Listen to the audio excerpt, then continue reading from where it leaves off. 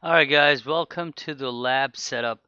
In this section, we are going to actually set up our lab where we will be practicing our scripting skills. We will be building our Linux machine and we will be creating shell scripts.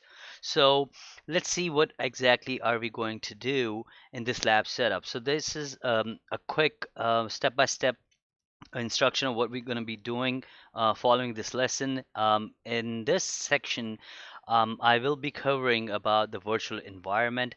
This is for those who actually don't know what virtual environment is or what a virtual machine is. So I will be going over some of the fundamentals of virtual environment, how it works. Then what is Oracle VirtualBox? So of course, in virtual environment, there are so many virtual products that are out there. There's VMware, there's Oracle VirtualBox, there's Microsoft Virtual Environment. So which one to pick? So in our lab setup, we will be installing Oracle VirtualBox, and that's where we will be setting up our Linux lab environment. So after that, we will be installing Oracle VirtualBox on it. Then it's a complete process. I have actually including every single thing in this setup. So where do you need to get the download file? How do you have to install it? How do you have to configure it?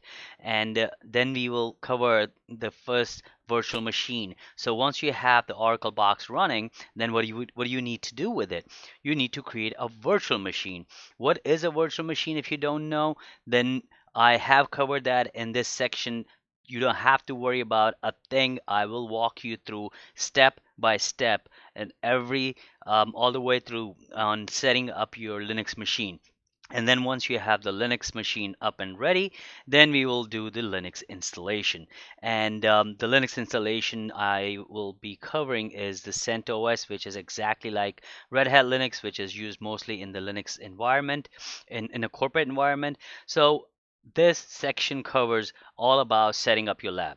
Now, let me tell you this. If you already have a lab or if you already have a Linux machine, then you do not have to do this entire section. You could simply skip through it. You could start up your own Linux machine that you have. It's either Ubuntu, it's either CentOS or Red Hat. I would prefer that you go with CentOS and Red Hat because most of the scripting languages and the shell scripts that I will be using in Bash language. If your Linux operating system understands the Bash programming language, that is fine. You could use that. If you wanted to install Linux from scratch on your physical machine, you could also go. You are more than welcome to do that. But if you do not have any Linux machine, then this section is really going to help you.